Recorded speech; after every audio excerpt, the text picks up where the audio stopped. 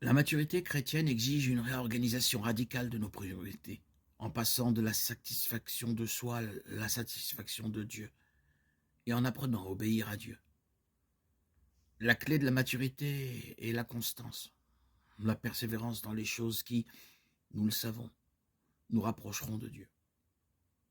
Ces pratiques sont appelées disciplines spirituelles et comprennent des choses comme la lecture, l'étude de la Bible, la prière, la communion fraternelle, le service et l'intendance. Cependant, peu importe à quel point nous pouvons travailler dur ces choses, rien de tout cela n'est possible sans la capacité du Saint-Esprit en nous. Galates 5,16 nous dit que nous devons marcher par l'Esprit. Le mot grec utilisé ici pour marcher signifie en fait marcher avec un objectif en but. Un but. Plus loin, dans le même chapitre, Paul nous dit à nouveau que nous devons marcher par l'Esprit.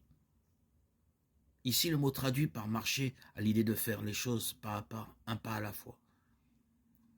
Il s'agit d'apprendre à marcher sous l'instruction d'un autre, qui est le Saint-Esprit. Être rempli de l'Esprit signifie que nous marchons sous le contrôle de l'Esprit.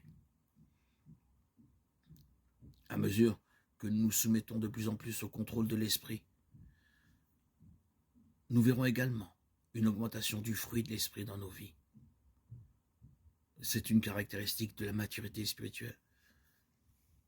Le fruit de l'Esprit, c'est l'amour, la joie, la paix, la patience, la bonté, la bénignité, la fidélité, la douceur, la maîtrise de soi. La loi n'est pas contre ces choses. Galates 5, 22, 23.